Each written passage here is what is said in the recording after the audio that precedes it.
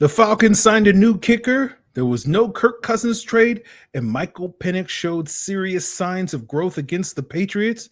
Oh boy, it's a good day to be me.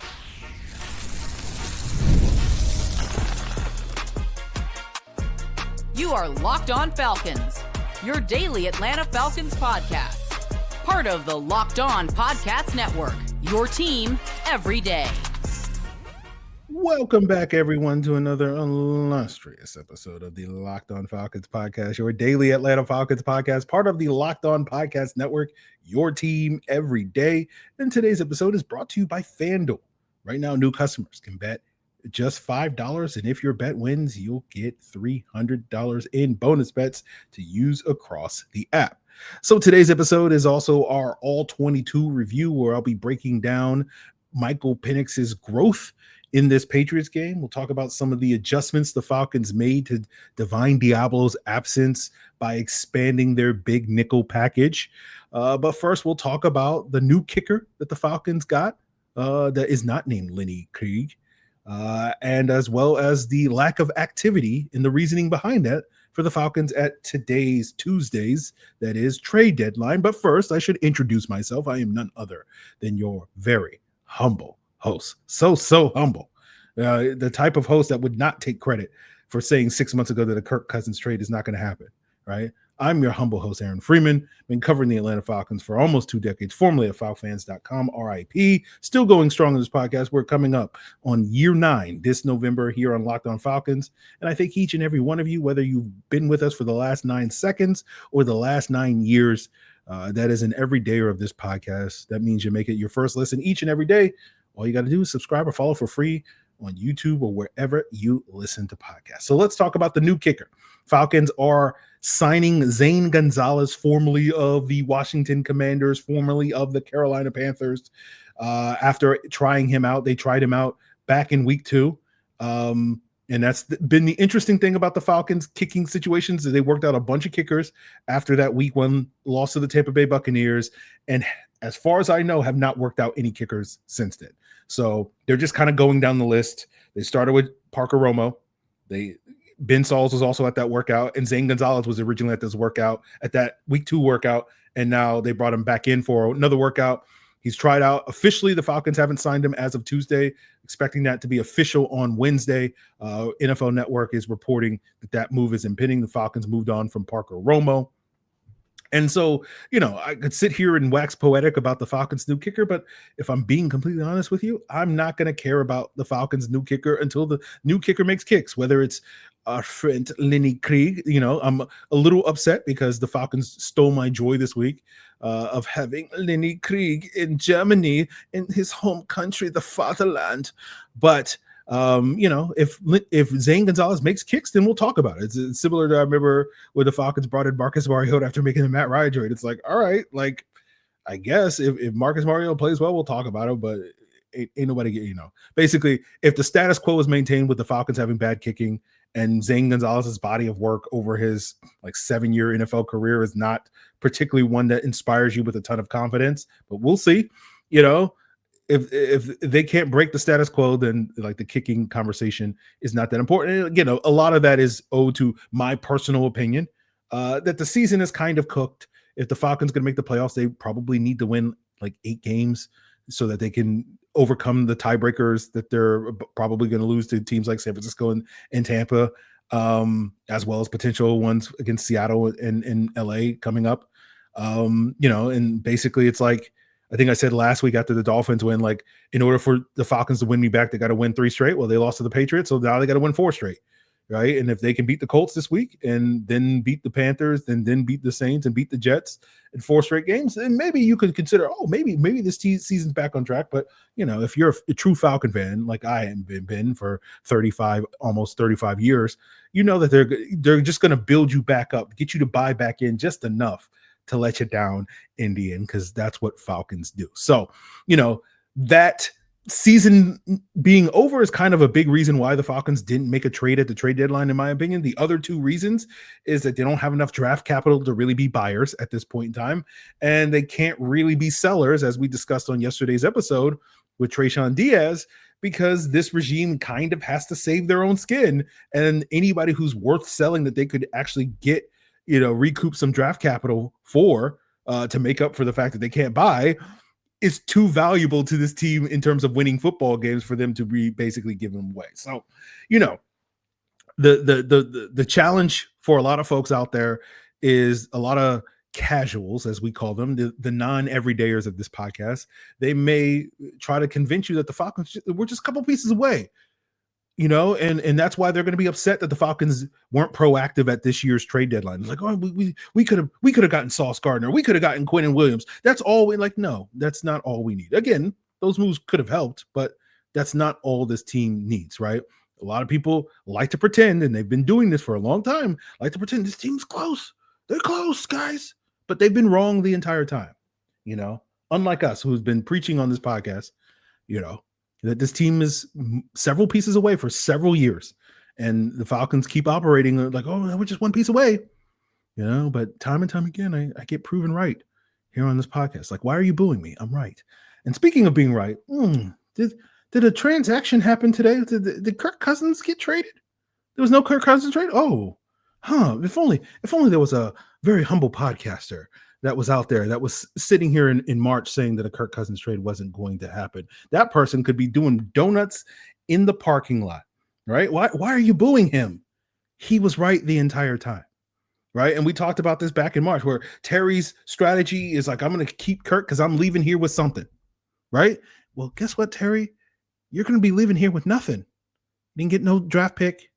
You're not going to get any cap relief, right? You couldn't even get Kirk to win you a football, right? We talked about that. Well, the only thing that's salvageable, because the trade ain't going to happen, is if Kirk comes onto the field, Penix misses a couple of games, and Kirk goes out there and wins a game for the Falcons to salvage their playoff season. And guess what? The Falcons ain't making the playoffs, and Kirk came out there and laid an egg against the Miami Dolphins.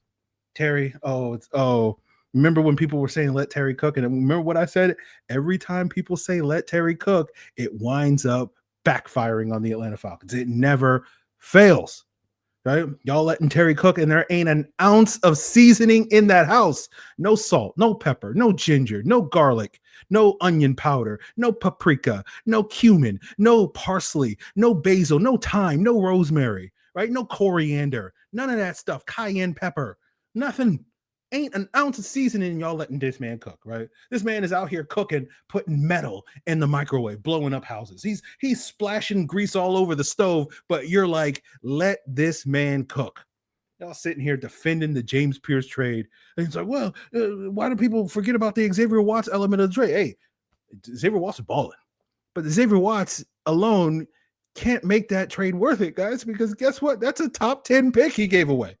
Again, as good as Xavier Watts is,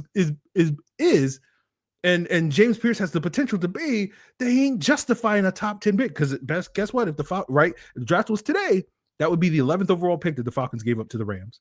And if they lose this weekend against the Colts, it's very likely that will be like the 8th overall pick that they'll be on track to lose. So I sit here, and all these people that have been like, let Terry cook, they're all terrorists, right? Terry the terrorist. Right. And all his, cabal of terrorists out here talking about, oh, we should keep Terry and we should give him another shot. Like, what are you guys on drugs? Right. Stop selling the poppy seeds that the terrorists are selling. You know what I'm saying? But that rant aside, let's get to what we're really here to talk about. Not me sitting here gloating about being right, as I so often am. Why are you booing? Why are you booing me? I'm right.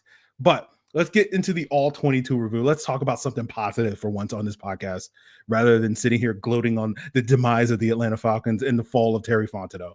Let's talk about what the rest of the season is really about. If it's not about making the playoffs, it's about developing Michael Penix Jr. And what we saw from him this past Sunday against the New England Patriots is going to make us feel much better. Or at least it makes me feel much better, and hopefully it'll make you feel much better about the future of this franchise, in lieu of all the terrorists that are actually running this organization. And we'll break that down as we continue today's Locked On Falcons. Now that the NBA season is back, there is no better place to get in on that NBA action than with FanDuel, the official sports betting partner of the NBA. Whether you miss tip off or you're looking to ride the hot hand, FanDuel has all the live bets from everything from who's going to score next to those fourth quarter comebacks. Plus, you can even combine those live bets into a same game parlay for a shot at a bigger payout. We love a same game parlay. Bet a little, win a lot. It keeps every game exciting, especially when your team is making that late game push. All you got to do is head on over to FanDuel right now. And if your first $5 bet wins, you get $300 in bonus bets. Whether you're looking for NBA action or upcoming NFL action where the Falcons are 6.5-point underdogs to those pesky Sauce Gardner-led Indianapolis Colts, you can find it all over at FanDuel, the official sports betting partner of the NBA. And has your health or your family needs changed lately? Well, Georgia's got you covered. Georgia Access is our state's marketplace for Georgians to compare, apply, and enroll in health insurance plans that offer the best value for your and their individual needs.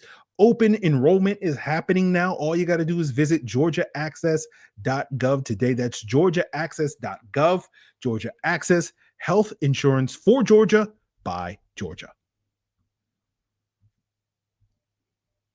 So, like I said earlier, the rest of this 2025 season for me, at least here on this very humble, illustrious podcast, is all about Michael Penix and whatever other young pieces across this roster that are going to be, joining him as core essential pieces to build around for hopefully a non-terrorist GM and a different coaching regime in the future beyond this season, right? We'll talk about one of those young pieces in terms of Jalon Walker later in the episode and his big game when we turn our attention to the defense at the end of the episode. But it's really about, who are the guys that are going to earn second contracts?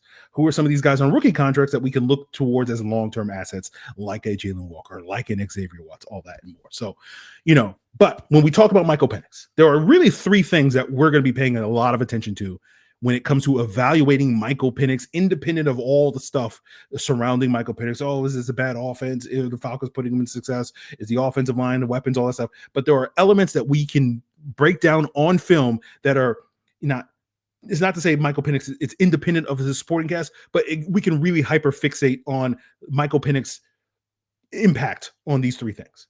The first one is the creation ability, right? That off structure, play extension, second reaction, whatever you want to call it. When that first read is not there, your ability to buy yourself more time for your wide receivers to get open, right? And make your wide receivers right, or make your offensive coordinator right? Where he schemes up a play with a first read's not there. Can you, extend outside the pocket, buy yourself more time to make it a right play? And if you can do that, then, that bodes well for whoever is calling plays in the future for Michael Penix, as well as the wide receivers that you can put around him that you don't necessarily have to put as much a premium on that. But if Penix can't make those creation plays, then you really need an offensive coordinator capable of consistently being able to scheme the first read open. And you also need wide receivers that will consistently get open when they are the first read or the second read or whatever. The second thing that we can evaluate Michael Penix on is his ability to attack every area of the field, right? That's where the middle of the field stuff, that's where the deep stuff comes in, the underneath stuff when defenses try to take away the deep ball. Can you attack them? Quick game, all that stuff. This is where the accuracy concerns surrounding Michael Penix factor in, right? Can you make the throws when the throws are there, right? That's a big part of it. The third thing is the play action passing game, right? We've talked about how crucial this is to the success of young quarterbacks, that you can go back over the last 5 to 10 years. You're not really going to find too many examples of young quarterbacks, first, second year quarterbacks that are having success in the NFL without play action being a significant element of their offense, a much more significant element than the current version of the Falcons offense. And you're also not going to find too many successful teams outside of the Kansas City Chiefs because they have Patrick Mahomes, or the Bengals because they have Joe Burrow, or, a team like the Pittsburgh Steelers with their elite defense that has team success, like make the playoffs without having, a upper half of the league type of play action passing attack. And so when it comes to Michael Penix, the real issue with the play action is Is he comfortable turning his back to the defense? If he is, then you can incorporate under center play action passing, and that has trickle down effect to how you build or rebuild your offensive line, right? You can run the outside zone scheme that the Falcons have been running for basically a decade, and you can continue that if you can operate under center play action. But if Penix is not comfortable turning his back to the defense, that probably means you got to do more shotgun, more pistol type of stuff, and you probably have to change your run scheme and be much more of a gap in between the tackles, and that's going to cause you to probably have to completely rebuild your offensive line over the next couple of years, in addition to all the other things that the Falcons are going to have to rebuild. So those are the three elements: the creation ability, the ability to attack every area of the offense, of the field, and the play action ability are the three things that we're really fixating on Michael Penix on a week-to-week basis and really breaking down the film. Now, when it comes to those three elements, right, I thought Penix did a good job in most of those areas, right? And two out of those three boxes against the Patriots, right? You saw him extending plays in this game, right? That first red zone run in the first half, right? Then you had the 15-yard scramble in the third quarter. Late in the fourth quarter, you saw him extend the play, try to throw it back over the middle to Kyle Pitts. Kyle Pitts dropped that pass, should have caught it, right? But then you also had, him hitting Drake London on I believe the final drive, where he was able to get outside the pocket, all right, and get the team's third explosive play of the game with a 20-plus yard strike to Drake London along the sideline. Those are all things and all signs of Michael Penix making things right? It's, are we ever going to see Michael Penix be that high-level creator like a Lamar Jackson or a Caleb McGarry or even a Drake May or whatever? Probably not, right? There are other guys that are going to be much better at that, but it goes back to a conversation we had with Derek Klassen of The Athletic back in May after the draft, where he talked about Penix has to hit a certain threshold in that area. He used Andy Dalton as the sort of defining element. People freaked out because they were like, he's saying he's only going to be as good as Andy Dalton. Like, that's not what he was saying. He was talking specifically about the mobility and creation ability. And I do think Penix in this Patriots game played above the Andy Dalton threshold, right? And so are we going to get this consistently moving forward, or is we're going to look back at this in 2 months and be like, yeah, there's like a handful of games where Penix was able to do this, but most weeks he's not able to do that.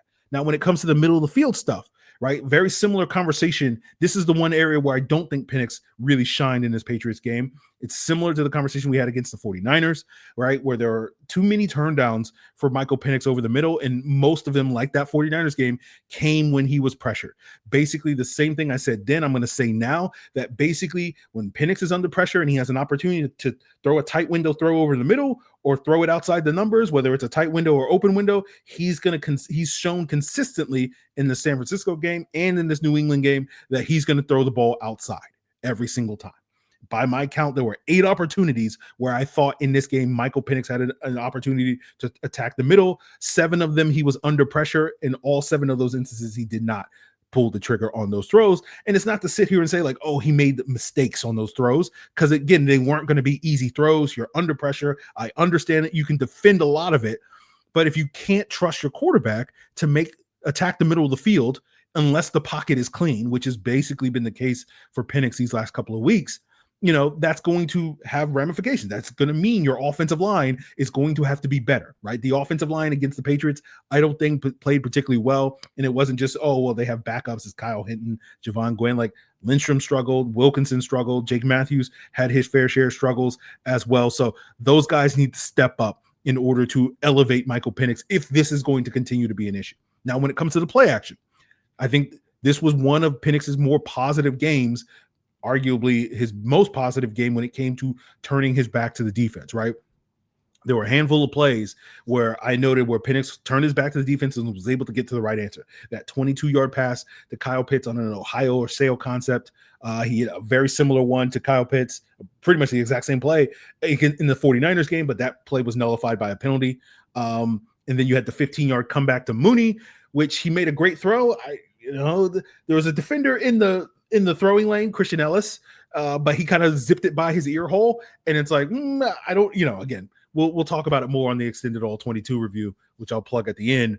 But it's like, that's probably the one questionable one, because it's like you're throwing it in a congested area. But again, we're not going to criticize Michael Penix for making big boy throws in tight windows, right? But it is the one that was like, I don't know. Did you see that guy, or were you trusted that you could throw it? Again, that's the question we don't necessarily have the answer to. And then you had the 40-yard double move to Drake London that knocked Christian Gonzalez out of the game, and on that particular play, he had an open Kyle Pitts, which would have been an easier throw on kind of an over-wrapping type of route over the middle, but he took the deep shot along the sideline to Drake London, which again goes back to the earlier point where it's like there are opportunities for him to throw over the middle, and he typically takes he turns down those opportunities. But as I said, I think this was the best game when it came to seeing more good versus bad when it comes to Michael Penix turning his back to the defense, and hopefully this is a sign of progress that will continue as the rest of the season wears on. Again, we're the feds, baby.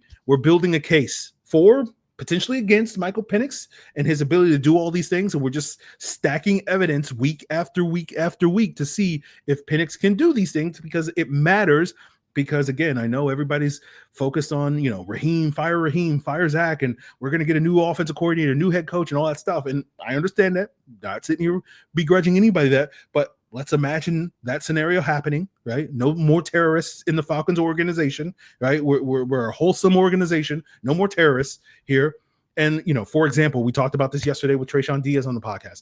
Clint Kubiak, very easy to assume, particularly for someone like me, like, oh, play action is the key. Play action is the key. You get a play action under center offense like Clint Kubiak, sky's the limit.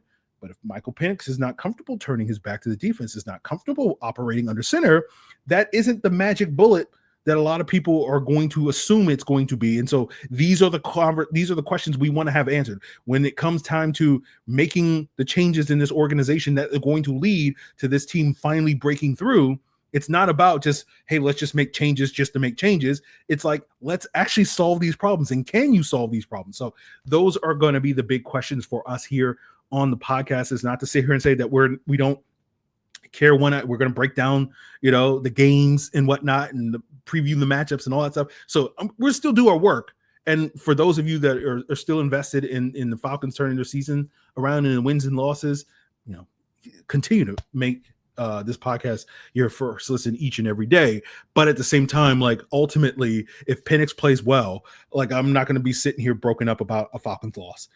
Is I can only speak for myself, but that's just how I'm operating. But to me, if this team is going to climb out of this hole anytime soon, it's going to be because they have a quarterback.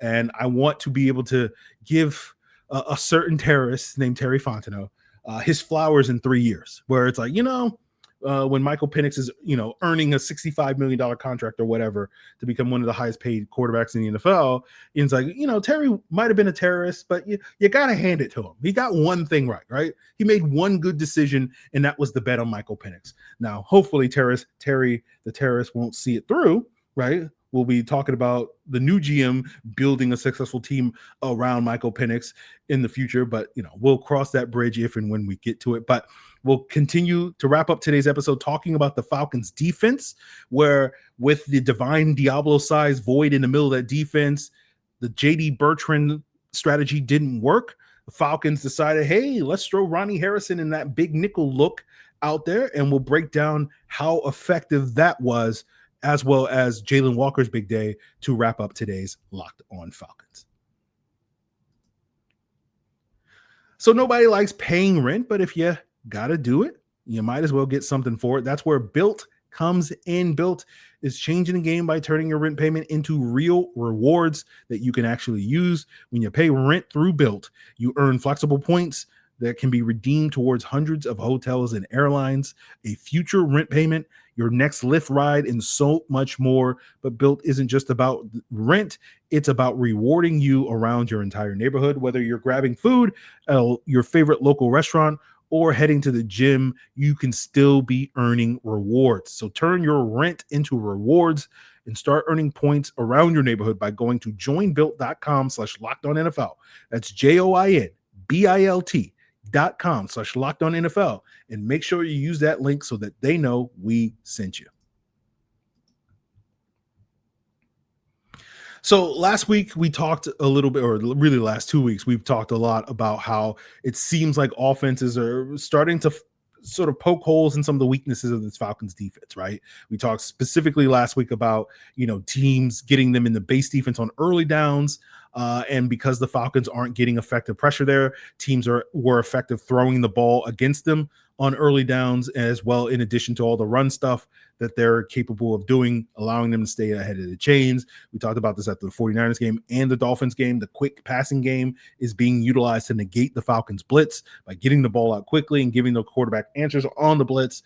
And they're also exploiting weaknesses in the Falcons coverage, right? The last couple of weeks, it's been Mike Hughes, the Falcons outside corner opposite AJ Terrell, and JD Bertrand, the linebacker who has been replacing Divine Diablo, and they have been really going after those guys. So one of the questions we had is something's got to give. The Falcons got to make adjustments, right? And so one of the adjustments, if I'm not mistaken, we didn't see a single snap of base defense in this game. Instead, when the Patriots were utilizing their heavy personnel, right? 21 with a fullback, 12 with two tight ends, 22 with a fullback and two tight ends. The Falcons, instead of going base as they have traditionally done, right, they went with their big nickel front while also using, or big nickel defense, while also using their penny front, which is their 5-1 front, where they have 3 down linemen, 2 edge rushers, and 1 off-ball linebacker.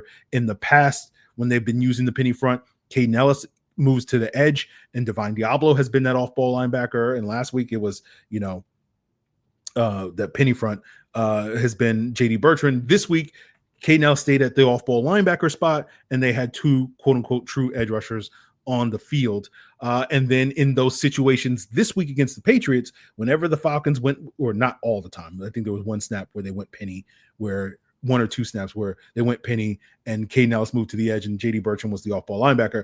But pretty consistently in this game, they went their penny front in their big nickel, where they had Ronnie Harrison lining up next to Caden Ellis, functioning essentially like a linebacker, but we're technically counting him as a safety because technically he's more like a box safety than a true blue linebacker. But there's a lot of overlap there. But the problem with that big nickel front was it wasn't that effective stopping the run. New England's overall success rate on design runs in this game was 60%. They had 25 design runs, right? When the Falcons had their big nickel or penny front in, the Patriots' success rate was 69%. Against their regular 4-2 nickel front, it was 44%, right? And so that's a healthy, success rate for your defense, right? A good success rate rushing the football is anything above 45%. So the Falcons were able to hold them about at 44 in their normal nickel front. 69% is elite, essentially. And so the Falcons run defense continues to be a major problem for this team. And again, that's going to be an area that the Falcons are going to have to invest more resources in this offseason and probably future off seasons to sort of beef up. But, the big nickel front was a little bit more effective in coverage, right? The New England's overall success rate on design passes, which also includes scrambles, based off my charting, was 48%. Versus the big nickel, that was 44%, and against the regular nickel, that was 50%. And we did see the Falcons utilize more dime defense on obvious passing situations. It was 4 times they did it: a 3rd and 7, a 3rd and 10, a 3rd and 12, and a 3rd and 14, and it was effective on 2 of those 4 plays. And so I think we're going to continue to see a mix of this approach: more big nickel, less snaps for JD Bertrand, more dime in obvious passing situations as part of their strategy to kind of tread water until Divine Diablo comes back in however many weeks that takes at this point in time, right? In theory, it's like 2.5 more weeks until he's eligible to come back, but knowing the Falcons and their history with injuries, it could be 8 weeks or whatever. Who knows at this point? But, another issue that the Falcons kind of struggled with in this game was getting pressure with 4 versus needing to send 5 to get pressure. Based off my charting, when the Falcons were rushing 4, they got pressure on about 41% of the Patriots dropbacks. When they were rushing 5, that number spiked at 72%. 4 out of the team's 6 sacks in this game came with them rushing 5 in this game. Now, 35% is a healthy amount of pressure. So 41% is an above average number, but it's not that, and for me, for those of you guys that have been everydayers, that we've talked before about how I tend to be a little bit more generous if what I count as a pressure than other websites like Next Gen Stats and PFF. So, that number probably is lower for some of those other websites, but I did not double check before recording this episode. So the pass rush to me has improved. obviously it's by no means one of the worst pass rushers in the NFL, which it has been for the better part of since 2017 was the last time the Falcons, or 2023, I guess they also had a league average pass rush, but like they're above average pass rush, but it still to me is a work in progress, right? It's not finished, right? Because until you can get effective pressure with four guys, that impacts how you handle coverage, right? Zone versus man, all those various things. Do you need the blitz? And especially when we're talking about the possible life after Raheem Morris with this Falcons defense, that also means that life after Jeff Ulbrich.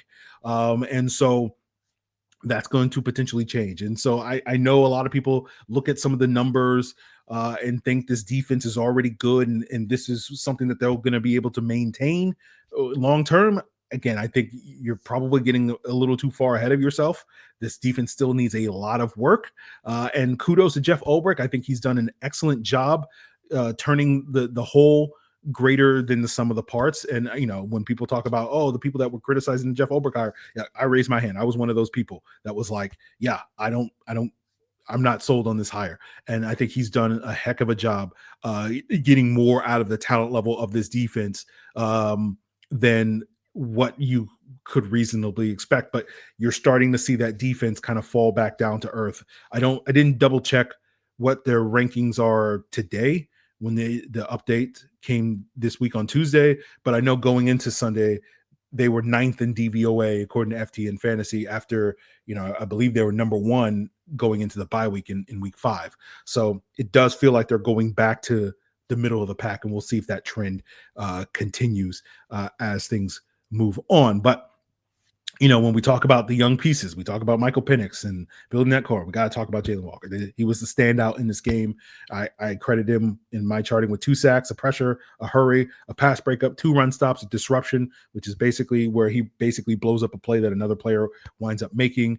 And, outside of Xavier Watts, I haven't been as sold on this draft class as other people have, which is part of the reason why, I'm not sitting here, crowing about Terry Fontenot and letting that man cook.